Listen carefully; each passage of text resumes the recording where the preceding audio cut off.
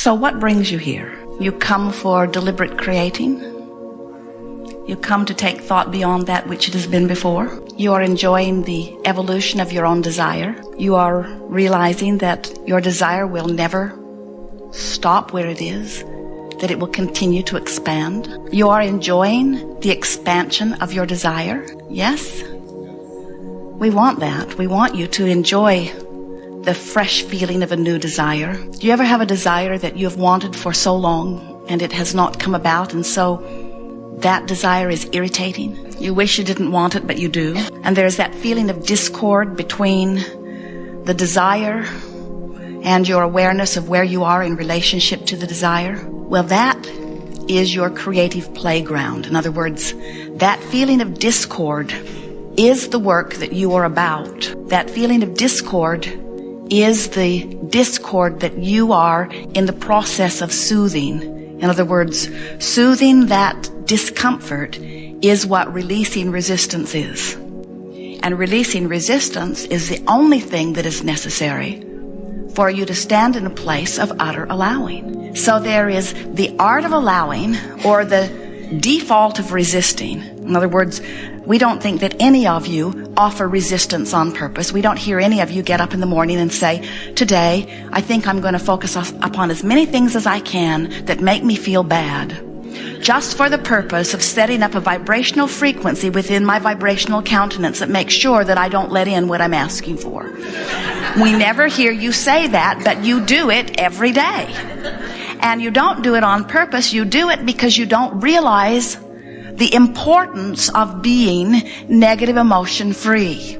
Now, we want to clarify that, because we don't want you to be afraid of your negative emotion. We don't want you to ignore it. We don't want you to pretend that it is positive when it feels negative. We want you to use it as the guidance that it is, that gives you feedback in the moment of what you are doing with your energy stream.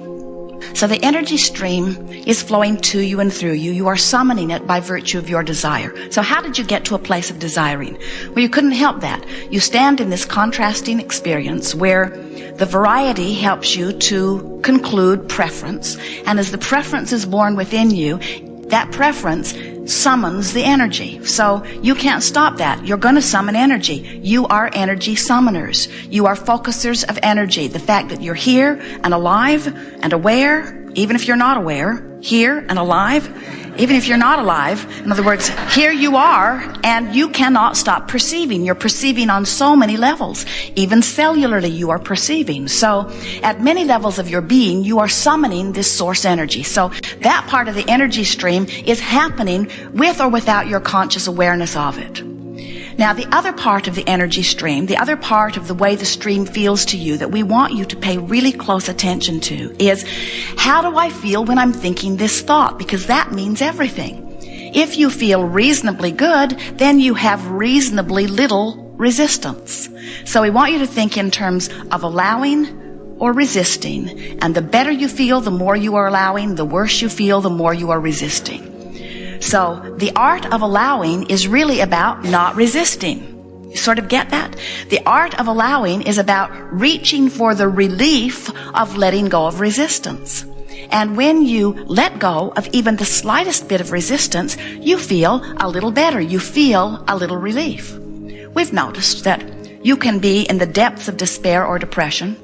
Something has happened, you can hardly breathe. And if you can find an angry thought, there is relief in that angry thought. You feel much better in the anger than you did in the depression, don't you? So if you're in depression, we would counsel you into anger, because in the anger, you feel better. And there is another very big reason that we would encourage you to reach for that angry thought.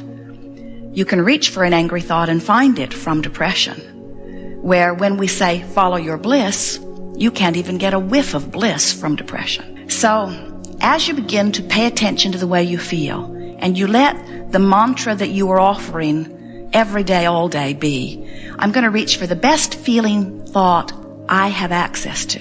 Not the best feeling thought anybody's ever thought, not the best feeling thought I've ever thought, just the best feeling thought I can find from where I now am. Jerry and Esther have a navigational system in their vehicles which directs them from where they are to wherever they want to go. They just program in their destination, and Magellan gives them verbal and visual description. But Magellan never says to them, where have you been? It just does not matter at all.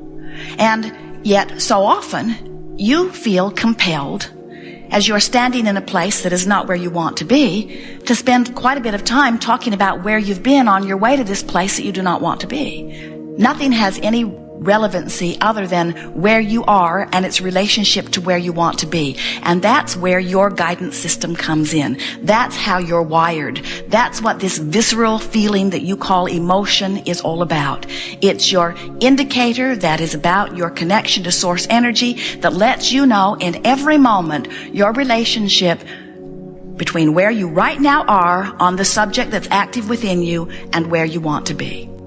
So Magellan says, if Jerry and Esther don't listen to her, it's a woman's voice, the man's voice is too bossy. If Jerry and Esther program Magellan and then decide to do something other, like take a side trip to a Taco Bell or something, Magellan has a little nervous breakdown. Well, not really. She's really not emotional, but she is programmed to let you know when you have diverged from your highlighted route. And she says, please return to the highlighted route. She's polite enough. And she does not raise her voice, but she is persistent. Please proceed to the highlighted route. Please proceed to the highlighted route. Please proceed to the highlighted route. Please proceed to the highlighted route. And then Jerry says, shut that broad up. And Esther turns her down so they can't hear her, but she proceeds to have little fits on the screen as she makes big pink arrows and big yellow arrows. She will say, when possible, make a legal U-turn. Eventually, if they ignore her long enough, she will yield to their obvious determination to go other than she has suggested. And she will say, recalculating route. Your guidance system does that constantly. Constantly recalculating the best plan of action from where you are to where you want to be. The highlighted route for you is the route that feels the best. Another way of saying it would be, the highlighted route for you is the path of least resistance. It's the path that feels the most relief. So when someone says follow your bliss, and those are very good words, by the way, if you are following your bliss, and following your bliss is a wonderful thing, though we think those were the best words that were ever offered. Because if you are following your bliss, you are reaching for the thought that will put you most in alignment with who you really are. But the tricky thing about following your bliss is, law of attraction does not give you a lot of thoughts of bliss when you have been beating the drum of despair. In other words, wherever you are is where your vibration is active, and where your vibration is active is what you have access to in terms of law of attraction. Jerry and Esther travel across the desert frequently. They used to do it very often from Phoenix to San Diego. And it was a 400-mile journey.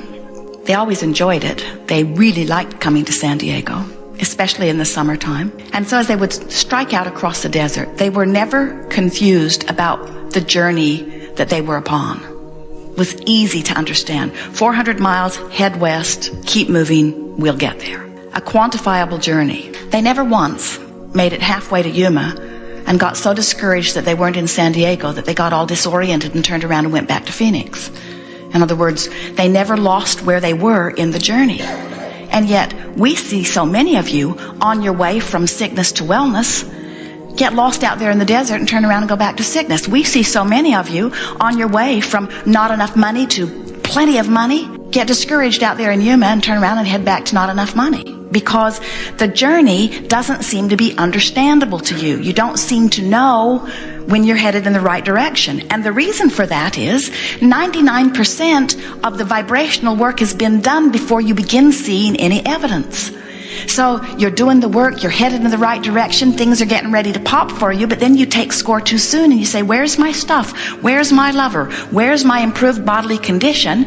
And you get all disoriented and you turn around, and in your discouragement you go right back to where you were, and then you say, this doesn't work, or I'm not worthy, or I'm not good at this, or I need some other information.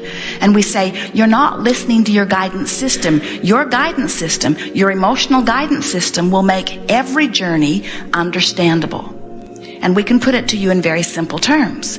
If the thought you're thinking feels good, You are on your path, and manifestation is right around the corner. If the thought you're thinking feels bad, you're not on the highlighted route. When possible, make a legal U-turn, you say. Deliberate creation isn't looking out and finding something that you don't have and going and getting it and dragging it into your experience. Deliberate creation is finding the essence of the things that you want, focusing upon the essence of them until it causes an activation of the vibration of the essence of it within you, and then law of attraction will naturally, in ways that will knock you over with the efficiency and speed and splendor and perfection of the cooperation of the universe.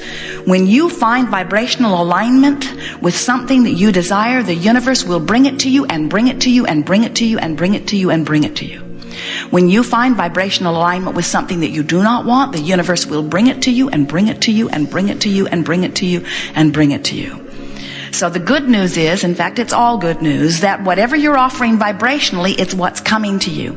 And that's very helpful, isn't it? Because if you want to know how you're vibrating, all you got to do is look around. Got a lot of ornery people around you?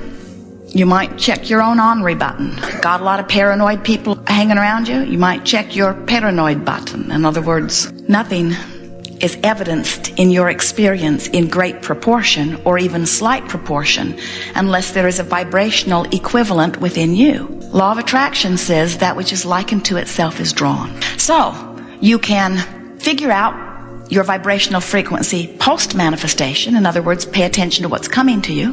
That'll tell you how you've been offering your vibration. And then if you don't like it, you can set out to change it.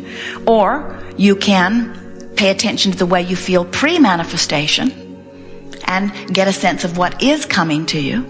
It's actually easier for you to shift vibration before something manifests, because when something manifests, like a sickness in your body or a financial trauma, it's harder for you not to think about it once it has occurred, because you tend to observe what is, but you don't have to.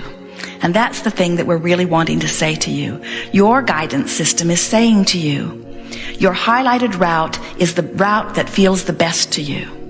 So it's important for you from this moment forward to decide that you are no longer going to compare your highlighted route with anyone else's. Can you imagine if Magellan were giving Jerry and Esther information on someone else? Magellan says to turn left, but that's the ocean.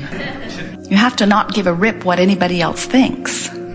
All those laws and rules that have been written, we understand how they got there. In other words, if you don't understand about vibration and you're observing and you see some things that make you feel good when you observe them, we understand why you'd want more of those. And when you see things that make you feel horrible, we would understand why you would want fewer or none of those. We see why your society sets out to try to control conditions, but it makes you crazy because you can't even agree on the way the conditions should be controlled. And then you end up getting in battles. Sometimes it's a parking lot brawl and sometimes it's a nuclear war, as you are trying to prove to the other that your method relative to this is the right one. This environment is big enough to suit all of you. You can live in your differences. And in the moment that you as an individual decide that you're not going to ask one other to change one thing they're doing to improve the way you feel, you will find freedom for the first time. Freedom more delicious than words can describe. We don't know anyone who wants anything, whether it's a material object, a state of being, a change in their physical body, more money, a relationship. We've never seen any of you want anything that was for any other reason other than you think you would feel better in the having of it. And as you show yourself that you can feel better anyway, no matter what, now you are free. And the better you feel, the better you attract. And the better you attract, the better you feel. And the better you feel, the better you attract. But you got to start where you are, don't you? And that's what's tripping some of you up too. You want to jump over. You say, get me over there with all of the things that I've been wanting, and then I will feel better. And we say, we don't doubt that, but you can't get there from there. You've got to feel better, and then you'll get there. And you say, well, I can't feel better as long as the situation is like it is. And we say, yes, you can. And that's what you've come here to learn today. You can feel better no matter what. And if you don't try to feel better, nothing can get better. You've got to change the way you feel first. And when you change the way you feel, you have changed your point of attraction. And when you've changed your point of attraction, everything shifts.